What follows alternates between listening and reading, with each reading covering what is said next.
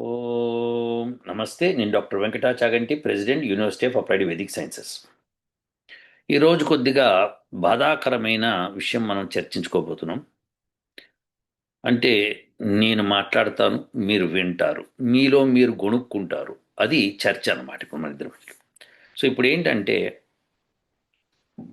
భూమి మీద అత్యంత నరకం ఏది? భూమి మీద అత్యంత నరకమైన ప్లేస్ ఏది? ఒక మానవుడు భూమి మీద పుట్టి నరకం అనుభవిస్తూ ఉంటాడు. ఆ నరకం ఏది? ఎక్కడుంది మన భూమి మీద? ఇది ఆశ్చర్యకరమైన విషయం అన్నమాట. అది నరకాన్ని మించిన నరకం అన్నమాట. ఆ నరకాన్ని ఎవరూ కూడా కావాలని కోరుకోకూడదు. అటువంటి నరకం భూమి మీద ఒక చోటు ఉంది. మనుషులు కొంతమంది అనుభవిస్తున్నారు దాన్ని. దాని గురించి మాట్లాడతాను. మాట్లాడే ముందు అసలు మనము ఏ కర్మలు చేస్తే ఎటువంటి పాపపుణ్యాలు వస్తాయి అన్నది మనకి ఇదివరకు ఒకసారి మాట్లాడుకున్నాం. ఇప్పుడు మన ప్రభాకర్ శర్మ గారు, అంటే మా university of applied Vedic sciences board of డైరెక్టర్గా ఉన్నారు. వారు మాకు సలహాలు సంప్రదింపులు చేస్తుంటారు. ఆయన వేదిక్ స్కాలర్, ఆయన లాయర్ కూడా. ఆయన చక్కగా ఒక విషయాన్ని చెప్పారు. అది చూద్దాం ఇప్పుడు మనం. దేవుడు న్యాయకారి. అతడు అన్యాయం లేసమాత్రము చేయువాడు కాదు. అతడు కర్మఫల ప్రదాత. అతడు జీవుల పాపపుణ్య కర్మలకు వర్తమాన జన్మమందు కానీ మరుజన్మమందు కానీ ఇంకా అధిక పాపకర్మలకు తగు ఫలమును అనుభవింప చేయుటకు పశు పక్షి క్రిమ కీటకాది వివిధ యోనుల్లో జన్మింపజేయను. మనుష్యుడు ఉత్తమ మధ్యమ నీచ తమోగుణములతో పీడితుడై దుష్కర్మలు చేసి వాటి ఫలమును అనుభవించుటకు నానావిధ యోనుల్లో జన్మించును. అంటే మనుషుడు తమోగుణము, రజోగుణము, సత్వగుణము, ఈ మూడు గుణాలని చేస్తూ ఉంటాడు. చేస్తున్నప్పుడు తమోగుణం ఎక్కువగా చేసే వాళ్ళలో ఆ తమోగుణం కూడా ఉత్తమ మధ్యమ నీచ అని మూడు రకాలుగా డివైడ్ చేసి, అలా ఉన్నవాళ్ళు, అలా చేసే వాళ్ళకి ఎటువంటి జన్మ వస్తుంది అన్నది మనం ఇక్కడ చర్చించుకుంటున్నాం. కర్మానుసారము జీవులు రెండు విధములుగా జన్మింతురు. ఒకటి కర్మయోని జీవులు మరియు రెండు భోగయోని జీవులు. సో కర్మయోని జీవులు మనుష్యులు కాగా మిగతా ప్రాణులనియు భోగయోని జీవులు. అవి కేవలం కర్మఫలమును అనుభవించుటకే పశు పక్షి క్రిమి కీటక స్థావర యోనుల్లో జన్మించు. ఆయా భోగయోనుల్లో అవి చేయు కర్మలకు ఎటువంటి పాపములు అంటవు.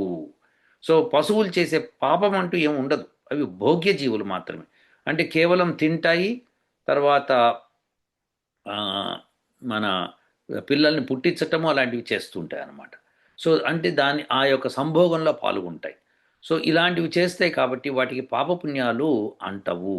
అవి కొట్లాడుతుంటాయి, ఒక యానిమల్ ఇంకో యానిమల్ తింటూ ఉంటుంది, అవైనా సరే పాపం అంటదు. ఎందుకంటే భోగ్య జీవులు, వాటికి కర్మ చేసే యోగ్యత లేదు. అంటే ఏంటంటే ఆలోచించి చేసే యోగ్యత లేదు. అందుకనే వాడిని భోగ్య జీవులు అంటారు. సో ఆయా భోగ రూపంలో అవి చేయు కర్మలకు ఎటువంటి పాపములు అంటవు. పులి సింహము ఆవు మేక గొర్రె జింక కుందేలు మునగ ప్రాణులను చంపి తినును. అంటే పులి సింహము రెండు కూడా ఆవు మేక గొర్రె జింక కుందేలు మునగ ప్రాణులను చంపి తినును. ముంగిస పామును చంపి తినును. పక్షులు చేపలు కప్పలను తినును. పిల్లి ఎలుకలను భక్షించును. ఎలుకలు క్రిములను తినును. వాటికి ఎట్టి దోషము రాదు. అలాగే ఆవు గేదె మేక ఇతరుల చేలలో పడి చొరపడి పంట చేనులను మేసినను దోషమంటదు. వాటిని అదుపులో ఉంచలేని యజమాని దోషి అవుతాడు. అలాగే క్రూర మృగంలో ఊరు మీద పడి మనుషుల్ని చంపిన రాజు దోషి. అయితే వీరు ఒక సందేహం వ్యక్తం చేశారు. జింక సింహము రెండు పాపం అనుభవించుటకే పుట్టినప్పుడు ఒకటి గడ్డి తింటూ సాత్వికంగాను ఉన్న దానిని, ఇంకొకటి క్రూరంగా ఉంటూ సాత్విక స్వభావం గల జింకను చంపడము న్యాయంగా లేదని, జింక సైతం సింహంగా పుట్టడం మంచిది అనిపిస్తుంది అన్నారు. అన్ని ప్రాణులు సింహంగా జన్మించవు, అలాగే అన్ని ప్రాణులు జింకను జన్మించవు. దానికి కారణం సత్వరజస్తో తమోగుణముల భేదములు. ఇవి ఉత్తమ మధ్యమ నీచములుగా విభజించబడినవి. వీటన్నిటిని అనుసరించి జన్మలు లభించును అని ఈ మనుస్మృతి సూత్రం ఒకటి చెప్పి, మిగిలిన తమోగుణము గలవారు స్థావర వృక్షాది జన్మములను, క్రిమి కీటక మత్స్య సర్ప కచ్చప పశు మృగముల జన్మములను పొందుదురు. తరువాత ఇంకొక సూత్రం, మధ్యమ తమోగుణము గలవారు ఏనుగు, గుర్రము, సింహము, వ్యాఘ్రము, వరాహ జన్మను పొందుదురు. ఇందాక చెప్పిందేమో మిక్కిలి తమోగుణం కలవారు. ఇప్పుడు చెప్పేది మధ్యమ తమోగుణములు. సో ఏనుగు, గుర్రము, సింహము, వ్యాఘ్రము అంటే 4 కాళ్ళ జంతువులు. భోగయోని జీవులు భోగములు సంపూర్ణంగా అనుభవించటం వలన పాపకర్మల ఫలములు క్షీణించి పాపపుణ్యముల సమానమైనప్పుడు లేదా పుణ్యకర్మలు అధికమైనప్పుడు మనుష్య యోని పొందుదురు. మనుష్య జన్మమందు ఉత్తమ సాత్విక గుణములు అలవర్చుకొని వేదజ్ఞానము బడసియు వేదోక్త కర్మల ఫలాపేక్షతో చేయుట వలన తిరిగి ఉత్తమ మానవ జన్మ లభించును. వేదోక్త కర్మల నిష్కామ భావంతో చేస్తూ యోగ సాధన చేయడం ద్వారా మోక్షం లభ్యమగును. ఇట్లు ప్రభాకర్ శర్మ గారు. సో ఆయన మా బోర్డ్ ఆఫ్ డైరెక్టర్లు ఒకళ్ళు. సో ఇప్పుడు మనం ఈ భూమి మీద అత్యంత నరకం ఎక్కడుంది అన్నది తెలుసుకునే ముందు కాస్త అసలు ఉపోద్ఘాతం మనం ప్రభాకర్ శర్మ గారు ఏం చెప్పారు, అసలు తమోగుణం చేసేవాళ్ళు ఎలా పుడతారు, అత్యధికమైన తమోగుణం చేసిన వాళ్ళు క్రిమి కీటకాదులుగా బొద్దింకల కింద ఎక్కడో భూమిలోనూ అట్లాను పాముల కింద అట్లా పుడుతూ ఉంటారు. ఇక్కడేమో కాస్త మధ్యమ తమోగుణం సింహము అట్లాంటివి పుడుతూ ఉంటారు.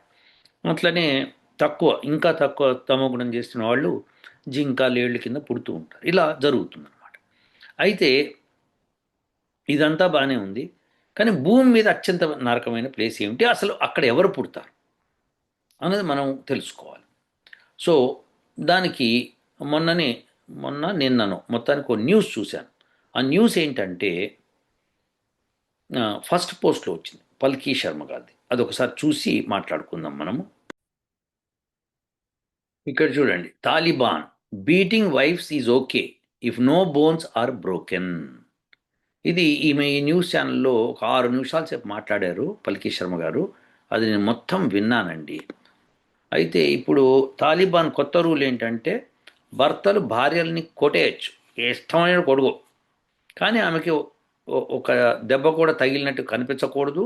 అలా అంటే అంటే రక్తం రాకూడదు, బయటికి ఎముకలు ఇరగకూడదు. ఇలా కొట్టావనుకో నువ్వు తప్పేం చేయలేదు. ఇది భర్తలకి ఫ్రీడమ్ అనమాట. ఇది ఫ్రీడమ్ అంటారండి, దాష్టికం అంటారు. పైగా అదొకటి నంబర్ 1. నంబర్ 2, భార్య కనుక చుట్టాలింటికి వెళ్ళాలి అంటే కనుక భర్తతో సహా లేకపోతే ఒక మగవాడితో సహా వెళ్ళాలి. అలా కాకుండా భార్య కనుక తను ఏ మగవాడి సహాయం లేకుండా వెళ్ళింది అంటే పుట్టింటికి కానీ చుట్టాలింటికి కానీ ఆ చుట్టాలు ఈమె ఇద్దరు శిక్షార్హులు. దారుణం. 3వది, ఆమె పైనుంచి కింద దాకా మొత్తం కవర్ చేసుకోవాలి, ఏ అంగం కనిపించకూడదు. భయంకరం. 4వది, ఆమె ఇంట్లో పనిచేసేటప్పుడు కిటికీలు అవన్నీ వేసేసుకోవాలి, బయట వాళ్ళకి కనిపించకూడదు. దారుణం. బయట వాళ్ళకి కనిపిస్తే అది శృంగారం కింద వస్తుందట. అలానే ఇంకొకటి ఏంటంటే ఒకవేళ నువ్వు భర్త మీద కంప్లైంట్ ఇవ్వదలుచుకుంటే కోర్టుకు వచ్చేటప్పుడు మగవాడి సహాయంతో రావాలి. అంటే ఆమె కనుక భర్త ఒక్కడే ఇంట్లో ఉన్నాడు, ఇంకెవరు లేరు, భర్తే ఉన్నాడు, ఆమె భర్త ఉన్నారు అనుకోండి, ఆమె భర్తతో సహా కోర్టుకు వెళ్ళాలి. అంటే భర్త ఒప్పుకోవాలి దాన్ని. వాడు కొట్టినా కొడతాడు, ఆమె ఎక్కడికి వెళ్తుంది? ఇంకా కొట్టకుండా కూడా కొడుతున్నారు ఆడవాళ్ళు. వాళ్ళకి ఫస్ట్ ఎడ్యుకేషన్ తీసేశారు, జాబులు చేస్తున్న వాళ్ళు జాబుల నుంచి తీసేశారు. ఆడవాళ్ళు జాబులు చేయకూడదు, చదువుకోకూడదు. ఆడవాళ్ళు పైనుంచి కిందాక ముసుకేసేసుకోవాలి. ఎట్టి పరిస్థితుల్లోనూ ఇంట్లో కిటికీలు ఉంటే అన్నిటికీ పరదాలు ఉండాలి, బయటకు కనిపించకూడదు. అంటే ఆమె వెలుతురు లేకుండా చీకట్లో పడి ఉండాలి. దారుణాతి దారుణమైన పరిస్థితి స్త్రీలది అక్కడ. ఎటువంటి పాపం చేస్తే అలాంటి కర్మలు వస్తాయి నేను చెప్తానండి, చాలా జాగ్రత్తగా వినండి. ఇది ఆ స్త్రీలు పాపం చేసినా చేయకపోయినా ఏంటి అన్నది పక్కన పెడితే, పాపం చేస్తున్నది మిగతా ప్రపంచం అంతా పాపం చేస్తున్నది. తాలిబాన్లు పాపం చేస్తలేరు, మిగతా ప్రపంచం అంతా పాపం చేస్తున్నది. అలా అలా స్త్రీలను అక్కడ హింసిస్తుంటే ఒక్క కంట్రీ కూడా అది తప్పు అని చెప్పి మాట్లాడతలేరండి. అది తప్పు, మీరు చేయటం అది తప్పు అని అంటలేదు. అది ఇండియాలో కొద్దిగా చిన్న గొడవ జరిగితే మైనారిటీస్ రైట్స్ అని చెప్పి ఓలొల్లి చేసేస్తారు. అక్కడ జరుగుతున్న దాష్టికాన్ని ఏ దేశము ఖండించట్లేదండి. ఎందుకంటే వాళ్ళకి ఆ కంట్రీ నుంచి ఏమి లాభం రాదు. ఆ కంట్రీని కంట్రోల్ చేసుకోవడం వాళ్ళ చేత కాదు. అమెరికా 20 ఏళ్ళు, అంతకుముందు రష్యా 10 ఏళ్ళు కొట్లాడి కొట్లాడి కొట్లాడి వాళ్ళని ఏమీ చేయలేక $82 billion of worth of war ఎక్విప్మెంట్ని అక్కడ వదిలిపెట్టి పారిపోయింది అమెరికా. రష్యా అయితే అది మొదటే వెళ్ళిపోయింది అనుకోండి. సో రష్యా 10 ఏళ్ళు చేసిన తర్వాత అమెరికా 20 ఏళ్ళు, 30 ఏళ్ళు దానికి మొత్తం. అంటే ఒకటి జీవితం, కొంతమంది జీవితాలు సర్వనాశనం, దుంపనాశనం అయిపోయాయి. అది నరకం కాక ఏం ప్లేస్ అండి అది? దాన్ని నరకం అంటారు. మానవుడు జీవితం గడపలేడు, స్త్రీ జీవితం గడపలేదు. ఏ పాపం చేస్తే అక్కడ పుడతారు. ఇప్పుడు మనం అందరం కూడా పాపం చేస్తున్నాం. ఎందుకంటే అలాంటి దాన్ని ఖండించకపోవటము, అలాంటి దాని మీద మిగతా దేశాలు వేలెత్తి చూపించి వాటిని పీచమనిచి అక్కడ వాళ్ళకి ఫ్రీడమ్ ఇప్పించకపోవడము చాలా తప్పండి. మీకు మీ కల్చర్ ఉండొచ్చు, మీదేమైనా చెప్పచ్చు, కానీ స్త్రీని అంత దారుణంగా హింసించటం అంటే ఏమిటండి అది? అసలు ఎంత దారుణం అండి! నేను ఇప్పుడు చెప్పినవి ఎగ్జాంపుల్స్ అన్నీ ఆ ఫస్ట్ పోస్ట్లో ఉన్నాయి, మీరు చూడండి. నేను ఆ లింక్ కూడా పెడతాను మీకు ఈ వీడియో కింద. తలెత్తుకోలేకపోతున్న మానవుడు సిగ్గుతో చచ్చిపోవాలి. మనం రాముడిని ఎందుకు మెచ్చుకుంటామో తెలుసా అండి? రాముడి లాంటి వాళ్ళని పీచమనిచాడు. వాలిని, తమ్ముడి పెళ్ళాన్ని తీసుకెళ్ళి పెట్టుకున్నందుకు వాలిని చంపాడు. రావణాసురుని చంపాడు. అలానే రాముడి యొక్క పూర్వీకులు రఘుమహారాజు, రఘువంశం అంటారు దాన్ని, రఘుమహారాజు హిమాలయాలు దాటి అటు చైనా అటువైపు అంతా వెళ్ళి ఆ మధ్య ఏషియాకి వెళ్ళి పీచమణిచారు రాక్షసులది. సో రఘుమహారాజు లాంటి వాళ్ళు చేశారు అవి. మన రాజులు చాలామంది ఇలాంటి దాష్టికాలని ఆపారు. పాండురాజు ఇరాన్ దాకా వెళ్ళి దండయాత్ర చేసుకుని వెళ్ళాడు. భూగోళం అంతా తిరిగారు మన రాజు. తిరిగి ఎక్కడైతే ఇట్లాంటి అరాచకాలు చేస్తున్న రాక్షసుల్ని చంపేశారు. చంపేసి ధర్మం స్థాపించి తిరిగి వచ్చారు. మహాభారత యుద్ధం తర్వాత మన దేశం చాలా వీక్ అయిపోయింది. భారతదేశం వీక్ అయిపోయి ఈ దాష్టికాలని మనం చూస్తున్నాం. యూరోపియన్స్ ఏమో first world war, second world war అని లక్షల కొద్ది జనాలు చంపారు, కోట్ల కొద్ది చచ్చిపోయారు. బాగుంది. ఆ తర్వాత సెకండ్ వరల్డ్ వార్లో హిట్లర్ నేనే సుపీరియర్, మన రేసే సుపీరియర్ అనుకుంటూ పోయాడు. పోయి వాడు అన్ని దేశాల మీద పడ్డాడు. పడి కొంతమందిని కాన్సన్ట్రేషన్ క్యాంప్స్లో పెట్టి సావగొట్టాడు. ఏంటండి ఇది? ఏమైనా అర్థం ఉందా అసలు? స్వర్గం ఎక్కడ ఉందంటే భారతదేశంలో ఉందండి. న్యాయము ధర్మము నిలవట్లేదు ఇప్పుడు అక్కడ. అది ప్రాబ్లం. దాన్ని నిలిపితే కనుక అది స్వర్గసీమ ఇంకా. సో ఈ తాలిబాన్లు చేసే దాష్టికాల్ని మనం ఖండించాలి. అందరూ ఖండించాల్సింది, తప్పదు. అది మా కల్చర్ కాదది, రాక్షస జాతి అది. వాళ్ళ ఆడవాళ్ళు వాళ్ళ ఇష్టం అండి, వాళ్ళు ఏమైనా చేసుకోరు. ఎట్లండి? హ్యూమన్స్ అండి, మానవులకి అన్యాయం జరుగుతున్నప్పుడు మనం అందరం ఖండించాల్సింది, ధైర్యం చేసి ఖండించాలి. కాబట్టి మీరందరూ కూడా దీనికి అపోజ్ చేయండి. లేదండి వాళ్ళంతా తురుకోళ్ళు, ముస్లిమ్స్, మనకి గొడవ, మనకెందుకు ఏంటండి? మానవులండి బాబు. వాళ్ళు అలా చేసి స్ప్రెడ్ చేస్తారు ఇక ప్రపంచం అంతా. లాస్ట్కి మీ ఇంటి దాకా వస్తారు వాళ్ళు. ఎందుకండి వాళ్ళంత భయంకరంగా ప్రవర్తిస్తారు. రాక్షస జాతి. వాళ్ళు చచ్చిపోతారు, బాంబులు పెట్టుకుని వాళ్ళందరూ వాళ్ళు చచ్చిపోతారు. వాళ్ళు ఆ పనులు చేసేస్తున్నారు. అమెరికా అంత పెద్ద పెద్ద ఎక్విప్మెంట్, వార్ ఎక్విప్మెంట్ తీసుకోవడం వాడు ఏం చేయలేకపోయాడు. $82 billion worth of war equipment అక్కడ వదిలిపెట్టొచ్చారు. పారిపోయారు. లిటరల్లీ చెప్పాలంటే పారిపోయారు. ఏం చేయలేక, ఇంకేం చేయలేం, వీళ్ళని ఏమీ చేయలేమని. కానీ భారతదేశం తలుచుకుంటే చేయగలుగుతుంది. కానీ మనం మోడీ పిరికివాడు కాబట్టి చేయలేడు, ఆ పని చేయడు. ఆ పెద్ద తెలివితేటలో చాణక్య నీతి అనుకుంటూ పోతాడు, కానీ చాలా తెలివి తక్కువగా చేస్తున్నాడు, చాలా తెలివి తక్కువగా. సో భారతదేశం ఎప్పుడు కూడా యుద్ధాలు చేసి రాక్షసులను అదిమి ధర్మాన్ని స్థాపించటం అన్నది భారతదేశం యొక్క ముఖ్య కర్తవ్యం. పృథ్వీ మీద ఎక్కడన్నా సరే అధర్మం జరిగితే భారతదేశం ఫస్ట్ వెళ్ళి దాన్ని అణిచేసి వచ్చేది, ఎక్కడ జరిగినా సరే. ఇప్పుడు తాలిబాన్లు చేస్తున్నది అదేనండి, చాలా దాష్టికం. సరే, ఈ ఆడవాళ్ళు మరి అక్కడ ఏ పాపం చేసుంటే పుట్టుంటారు?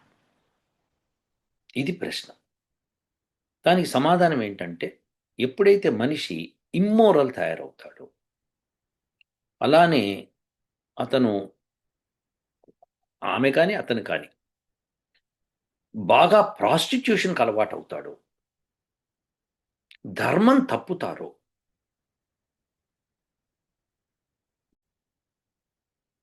సో ఏ పాపం చేస్తే వాళ్ళు అక్కడ పుట్టుంటారు? ఇది మనము ప్రశ్న అనమాట. సో ఇప్పుడు స్త్రీలు కానీ పురుషులు కానీ ఎవరికన్నా అన్యాయం చేసి, ఎస్పెషల్లీ ఆడవాళ్ళు మగవాళ్ళకి అన్యాయం చేయడం, భర్తలకు అన్యాయం చేయడం కానీ, భర్తలు భార్యలకు అన్యాయం చేయడం కానీ జరిగిందనుకోండి, అలాంటప్పుడు ఆ పాపం వాళ్ళకి అంటుతుంది. అప్పుడు వాళ్ళకి అలాంటి జన్మలు వస్తాయన్నమాట. అలాంటి నీచ జన్మలు వస్తాయన్నమాట. దారుణం అన్నమాట. అలానే ఎవరైతే మిగతా వ్యవహారాల్లో చెప్పాను కదా, ప్రాస్టిట్యూషన్ ఎక్కువ చేస్తారో, వ్యభిచారం అన్నమాట. ఇప్పుడు ఈ మధ్య లివింగ్ రిలేషన్స్ అని అవి అన్నీ ఇవన్నీ వస్తున్నాయి. సో ఇలాంటివి చేసి వాళ్ళు వేరే వాళ్ళని పెళ్లి చేసుకోవటం, ఇలా చేయటము, లేకపోతే అన్యాయం చేయటము, ఇలాంటి దాష్టికాలు ఎవరైతే ఆడవాళ్ళు మగవాళ్ళు చేస్తూ ఉంటారో వాళ్ళు అలా పుడతారండి. ఎందుకంటే ఆ శిక్ష అనుభవించడానికి అదే అర్హత అనమాట. సో అలా శిక్షింపబడతారు. అయితే మరి ఈ బొద్దింకలు, ఇవి పులులు, సింహాలు ఇలా ఉన్నాయి కదా, మరి వీళ్ళు మనుష్య జన్మ కదా, మనుష్య జన్మ ఉత్తమ జన్మ కదా, మరి అట్లా ఎందుకు పుట్టారు? దానికి కారణము మాంసాహారం. జంతువుల్ని చంపేసేసి వీళ్ళు తినేస్తున్నారు. సో జంతువులు తక్కువైనప్పుడు జంతువులే మానవ రూపంలో పుట్టి అలా అనుభవిస్తుంటాయి అన్నమాట. సో ఈ వీళ్ళు కనుక మొత్తం ప్రపంచం అంతా కనుక జంతువుల్ని చంపకుండా ఆపితే జంతు జనాభా పెరుగుతుంది. అప్పుడు ఆ జంతు జనాభా పెరిగినప్పుడు ఇక్కడ అంతా ధర్మం విలసిల్లుతుంది అనమాట. అందుకని శాకాహారం తినాలి. సో అలా కాకుండా జంతువులను చంపడం మూలంగా జంతువులు తక్కువై వాళ్ళ కర్మల్ని కంప్లీట్ చేయకుండా చంపేస్తున్నారు కాబట్టి, ఆ జంతు కర్మని కంప్లీట్ చేయకుండా చంపేస్తున్నారు కాబట్టి, ఆ మిగిలిన జన్మ మానవ జన్మ కింద పుట్టినప్పుడు ఆ కర్మలు చేయడానికి పుడతారు. అంటే జంతు కర్మ అనమాట. ఎట్లయితే ఒక గొడ్డును కట్టేస్తారు, అలా స్త్రీలని ఆఫ్ఘనిస్తాన్లో కట్టేస్తున్నారు. చాలా దారుణం చేస్తున్నారు. దీన్ని మనం అందరం ఖండించాలి. వాళ్ళకి బుద్ధి జ్ఞానాన్ని ప్రసాదించమని భగవంతుడిని కోరుకోవాలి. లేకపోతే ఆ స్త్రీల పరిస్థితి దారుణం, చాలా దారుణం. వాళ్ళు కల్చరల్గా ఉండొచ్చు, యా, వాళ్ళు ఏమైనా చేసుకోవచ్చు, కానీ మరీ అంత దారుణంగా కొట్టడం, కొట్టి రక్తం రాకూడదట, బొమ్మికలు ఎరగకూడదట, కాకుండా కొట్టేసుకో. ఎంత దారుణం అండి ఇది, చాలా తప్పండి. నేను ఒకసారి మద్రాసులో ఐటీ కంపెనీలో పనిచేసేటప్పుడు అక్కడ మా పక్కన అపార్ట్మెంట్ 5 అంతస్తులు 6 అంతస్తులు ఉండేవి. సో 4 అంతస్తులో ఒక ఫ్యామిలీ ఉండేది. వాళ్ళకు ఒక కుక్క పిల్ల ఉండేది. ఆ కుక్క పిల్లని ఈ అపార్ట్మెంట్స్ కింద ఒక బాక్స్లో పెట్టేవాడు. దానికి తిండి అందులోనే ఇచ్చేవాడు. దాని టాయిలెట్ తీసుకెళ్ళి మళ్ళీ దానిలో పెట్టించేవాడు. రాత్రింబవళ్ళు అది అక్కడే ఉండేది. అది చూసి తట్టుకోలేక నేను ఇంకో అతను కలిసి యానిమల్ కంట్రోల్కి మేము కంప్లైంట్ ఇచ్చాం. వాళ్ళొచ్చి ఆ యానిమల్ పరిస్థితి చూసి ఆ ఇంటి వాళ్ళని కోర్టుకు తీసుకెళ్ళిపోయారు. వాళ్ళ ఇంటి వాళ్ళు ఎవడు కంప్లైంట్ ఇచ్చింది అది ఇదని రోడ్డు మీదకి వచ్చి ఎగరటం చేశారు. ఎవడో పట్టించుకోలేదు. కానీ ఆ యానిమల్ తీసుకెళ్ళిపోయారు కుక్కకి. చాలా దారుణం అండి. సో ఇలాంటి దారుణాలు చేయకుండా ఆపాలి. ఇప్పుడు మీరు అనొచ్చు, మరి ఆఫ్ఘనిస్తాన్లో వాళ్ళ కర్మ వాళ్ళు అనుభవిస్తున్నారు, మనం ఎందుకు వాళ్ళకి వెళ్ళి చెప్పాలి? ఇది మానవ ధర్మం, మనం చెప్పాలి. వాళ్ళు ఏమనుభవిస్తున్నారు అనేది భగవంతుడు చూసుకుంటాడు. కానీ మనం చెప్పకపోవడం అనేది మనం మళ్ళీ కర్మ తప్పు చేస్తున్నాం. అందుకే ఈ వీడియో చేశాను. నా మాల నేను ఎంత చెప్పాలో చెప్తాను, మీరు ఎంత చెప్పాలో చెప్పండి. ప్రపంచం ఎలుగెత్తి చాటాలి. ఈ మానవ హక్కుల సంఘం ఇటు సచ్చింది. ఇండియాలో చిన్న విషయం జరిగితే మానవ హక్కులు అంటూ వచ్చేస్తారు. అయ్యప్ప దేవాలయంలో ఆడవాళ్ళకి ప్రవేశం లేదని చెప్పి లొల్లి చేస్తారు. ఆఫ్ఘనిస్తాన్లో ఏం జరుగుతుందో చూస్తున్నారా? దాని మీద ఒక్క మాట అన్న, ఇప్పుడు ఎవరైతే అయ్యప్ప ఆలయంలోకి స్త్రీలు వెళ్ళాలి అని ఎవరైతే పట్టుబట్టి కేసేశారో వాళ్ళు ఈ తాలిబాన్ విషయంలో ఒక్క మాట మాట్లాడతారా? మాట్లాడు. ఎవడో ఒకడో వేసేస్తాడు. అది మనం చావకూడదు. హిందువులైతే ఈజీగా చెప్పేయచ్చు, ఏదైనా చెప్పేయచ్చు. స్త్రీ పురుషులకి లిమిటేషన్స్ ఉంటాయి. ఎస్, ఆ లిమిటేషన్స్లో బతకాలి. కానీ అదేం బతుకండి తాలిబాన్లో? అదేం బతుకండి అది ఆఫ్ఘనిస్తాన్లో? ఆ స్త్రీలను అంత దారుణంగా చేయటం ఏంటి? ఇది మహాభయంకరము. మనం అందరం కలిసి మూకుమ్మడిగా ఖండించాలి. ఖచ్చితంగా ఆఫ్ఘన్ గవర్నమెంట్కి చెప్పాలి, స్త్రీలని చదువుకొనివ్వాలి, అలానే స్త్రీలకి కనీసం హక్కులు ఇవ్వాలి. లేకుంటే ఇదేం హక్కులండి, ఇదేం దారుణం అండి బాబు. సో ఇది భయంకరము. ఇలాంటి మతాలు కానీ, ఇలాంటి ఇన్హ్యూమన్ నేచర్ కానీ ఉండకూడదు. సో ఇది మనం అందరం కలిసి ఖండిద్దాము. సో మీరు కూడా మీకు చేతనైంది చేయండి. పాపాలు చేయకండి, అలాంటి దారుణమైన పరిస్థితుల్లో పుడతారు. ఎట్టి పరిస్థితుల్లోనూ నీతిగా ధర్మంగా ఉండటానికి మానవులందరూ ప్రయత్నం ఎంత వీలైతే అంత. ఎప్పుడో చేసేసి ఉంటాం, కొన్ని పాపాలు చేసేసి ఉంటుంది, దానికి ఎట్లా శిక్ష వచ్చేస్తుంది. కానీ ఇక ముందన్నా చేయకండి, దయచేసి చేయకండి. వేదం చెప్పిన ధర్మాన్ని పాటించండి. దాంతో మీకు ఉత్తమ ఉత్తమ జన్మలు వస్తాయి. అలాంటి ఆఫ్ఘనిస్తాన్ స్త్రీల నీచ జీవితం మనకి రాకూడదండి. మనం ఖండించాలి. మనం మానవులము. మనం అన్యాయం జరుగుతున్న చోట రాముడు వెళ్ళినట్టు వెళ్ళి చేయాలి. భారతదేశం అందులో ముందడుగు వేయాలి. బంగ్లాదేశ్లో హిందువుల్ని చంపారు, పాకిస్తాన్లో చంపుతున్నారు, ఆఫ్ఘనిస్తాన్లో ఈ దారుణం జరుగుతుంది. ఇవన్నీ ఏంటండి భారతదేశం చుట్టూ? ఏమిటి ఇవన్నీ? మనం అందరం గ్రహిద్దాము. మోడీ లాంటి పిరికివాడిని తీసి కొద్దిగా ధైర్యం ఉన్నవాడిని అక్కడ కూర్చోపెట్టాలి. మనం అందరం కలిసి చేయాలి. ఇది మన కర్తవ్యం. ఆఫ్ఘనిస్తాన్లో జరుగుతోంది, మనకు సంబంధం లేదు. సంబంధం లేదేంటి? మానవ హక్కుల ఉల్లంఘన జరుగుతున్నది అక్కడ. ఇప్పుడు ఈ బాబు గోగినేని, ఈ సత్యాన్వేషి, ఇలాంటి ఎదవలందరూ కలిసి చేస్తారా? మాట్లాడరు. పిరికి పిరికోళ్ళను మాట్లాడరు. దారుణం ఇది. మనం అందరం కలిసి ఉమ్మడిగా ఖండిద్దాం.